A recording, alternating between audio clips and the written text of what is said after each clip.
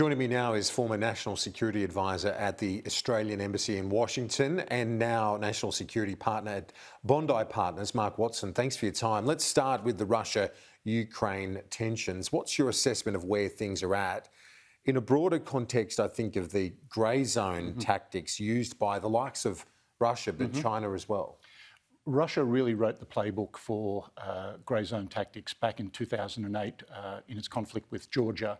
You know, its prelude, its lead up to that conflict was a lot of cyber warfare, a lot of cyber activity. They shut down government systems, they were able to shut down communication systems, and that meant there was a lot of confusion, a lot of panic, an inability to communicate effectively, and that was a precursor to actually a shooting war in South Ossetia and Abkhazia. But what's happening now is a similar kind of play insofar as one of the grey zone tactics often used is the use of proxy forces. So you don't have your own troops there, but you're there as advisors, supporters. Now in the east of the Ukraine, it's a very significant minority Russian speaking community, Russian cultural community. So Russia says, well, we're really supporting Russians just over the border. There's something like 20 million Russians living outside the Russian Federation in the Baltic states, Ukraine and elsewhere. And remember, it wasn't that long ago that the Russians annexed Crimea, which of course is just a polite way of saying they invaded. And you talk about the use of proxies by Russia.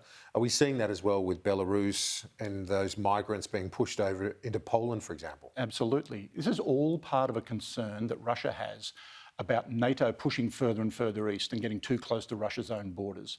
So Belarus, who I think is so close to Russia that you could say is a proxy state in some ways, they are using migration as a tactic in this kind of grey zone, ratcheting up the pressure on Poland and through them NATO and the EU, and sending a message which is, you know, we can all get on or we can all do this the hard way. And until we get some concessions out of NATO and out of, in particular, then we're going to play hardball.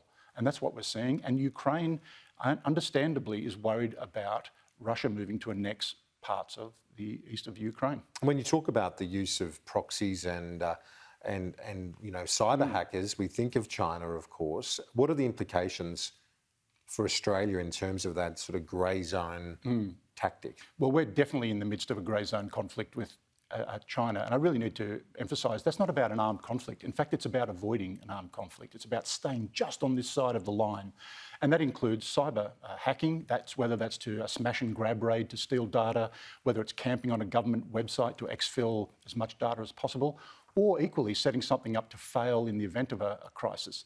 It can be used to intimidate, it can be used to send a message, hey, look what we can do if we choose to. But it includes economic coercion. What we're experiencing with China shows that they are willing to cross lines of international law, as they did in the South China Sea, but they're willing to do it to achieve a strategic outcome. And frankly, they've been pretty successful at it. They sure have.